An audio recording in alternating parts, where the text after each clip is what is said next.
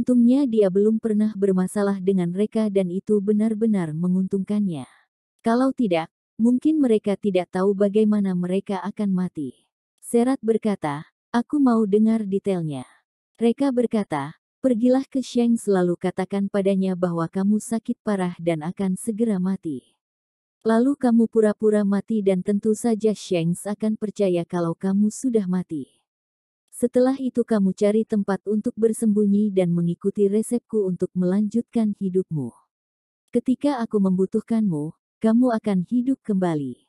Serat dan Hakim larut dalam pikirannya. Meskipun mereka tidak tahu secara detail rencana Reka. Namun mereka akan mencoba membiarkan Serat mati, terlebih dahulu lalu dibangkitkan pada saat yang kritis. Dengan ini, Sheng akan terkejut. Serat mengangguk, Tuan Reka, aku sudah mengerti. Aku pamit. Reka mengangguk, ingat, anggap tidak ada yang terjadi hari ini. Kita masih menjadi musuh dan kamu harus mengikuti perintah Sheng untuk melawanku. Serat, aku mengerti. Serat dan Hakim pergi. Reka menarik napas dalam-dalam, aku harap rencana ini bisa menangkap Master di belakang Sheng. Setelah Rahel menandatangani kontrak M dan A untuk Zeus, dia berniat mengunjungi orang tua angkatnya. Reka bersikeras untuk tidak memproses Zeus, jadi dia harus membawanya ke sana. Zeus memiliki mulut yang manis, ibu angkat, ia berteriak gembira, pasangan tua itu tidak bisa menahan tawanya. Tak lama, Zeus lagi-lagi mendapatkan 2 amplop merah besar yang tebal lagi. Setelah makan malam, Reka menerima telepon dari Tokia. Tokia akan kembali ke kota Geffen dan meminta Reka menjemputnya. Sebelum pergi, Reka melihat Rahel sendirian dan menjelaskan padanya, Rahel atas nama Departemen Proyek aku menandatangani kontrak kerja sama dengan seorang gadis bernama Dakota. Nanti gadis ini akan datang dan dia mungkin akan bertanya siapa bos proyek ini, kamu harus bilang kalau itu bukan aku. Di hati Dakota, pahlawannya yang membeli proyek ini. Kalau Rahel mengatakan bahwa Reka adalah bosnya bukankah identitas pahlawannya akan ketahuan? Apa yang harus dilakukan jika Dakota mengetahui kebenaran ini? Rahel berkata dengan penuh arti, anak ketiga, katakan sebenarnya apa hubungan antara kamu dan Dakota? Mengapa kamu menyembunyikan identitasmu? Reka, ada banyak kesalahpahaman di sini, aku tidak bisa menjelaskan semuanya. Ini akan jadi kesalahpahaman lainnya. Rahel menghela napas, hubunganmu dengan Visi, aku khawatir itu tidak sesederhana itu. Anak ketiga, aku tahu sekarang kamu punya banyak uang.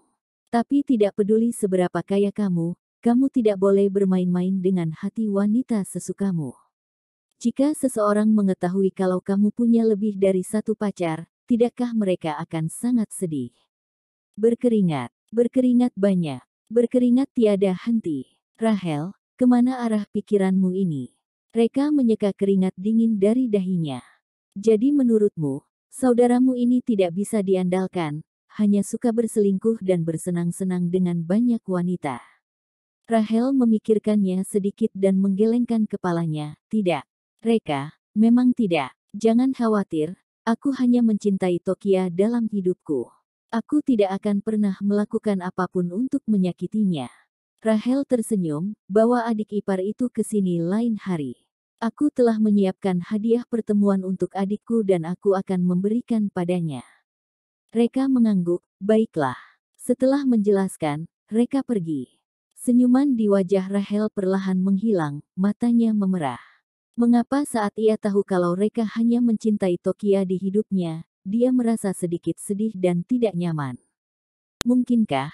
Rahel menggelengkan kepalanya lagi dan lagi, tidak Rahel. Dia itu masih kecil dan ia saudaramu. Kamu tidak boleh memiliki perasaannya padanya. Pria ini kenapa sekarang begitu menarik? Tidak heran ada begitu banyak gadis di sekitarnya. Tidak lama setelah Reka pergi, Dakota datang. Setelah Dakota memperkenalkan dirinya kepada Rahel, keduanya membahas beberapa detail kontrak. Suasana percakapannya masih sangat menyenangkan. Setelah mencapai kerjasama, Dakota tiba-tiba bertanya, Nona Rahel bisakah kamu memperbolehkanku bertemu dengan bos besarmu? Rahel mengingat instruksi Reka untuk tidak mengungkapkan identitasnya. Maaf, dari awal sampai akhir aku tidak pernah bertemu dengan bos besarku. Tapi jangan khawatir, aku bisa mewakili bos besar dengan otoritas penuh. Aku mempunyai kekuasaan untuk mengambil keputusan 100% dalam proyek ini. Jadi jika kamu punya pertanyaan, beritahukan saja padaku. Tidak perlu menemui bos besar. Oh. Dakota tampak kecewa. Nona Rahel, izinkan aku mengatakan yang sebenarnya. Aku mencari dia bukan untuk membahas masalah pekerjaan, tapi biar ku beritahu ini, bos besarmu adalah idolaku. Kebetulan bos besarmu juga punya perasaan padaku. Sebelumnya dia secara diam-diam telah beberapa kali membantuku. Sekarang kami sudah hampir bertemu untuk mengkonfirmasi hubungan ini, tapi untuk beberapa alasan aku merasa dia bersembunyi dariku. Rahel tersenyum pahit. Anak ketiga, anak laki-laki bau itu bilang kalau tidak ada apa-apa di antara mereka dan hanya sebuah kesalahpahaman. Hantu saja tidak akan mempercayainya. Benar saja, mulut pria memang tidak bisa dipercaya. Dakota tiba-tiba bertanya, Nona Rahel, bahkan kamu tidak bisa melihat bosmu. Jadi bagaimana kamu bisa berkomunikasi dengan bos besar? Tentu saja melalui WeChat. Mata Dakota berbinar, Nona Rahel, bisakah kamu memberikan kontak WeChat bos besarmu padaku? Dia malu untuk bertemu langsung denganku. Kami bisa berkomunikasi melalui WeChat supaya bisa menumbuhkan perasaan dan menjadi lebih dekat. Ini, Rahel sedikit ragu. Dia mengakui kalau bos besar punya WeChat, tapi jika dia tidak memberikannya pada Dakota itu akan sangat tidak sopan. Akhirnya dia menahan emosi dan berkata, oke, ayo kita berteman di WeChat dulu.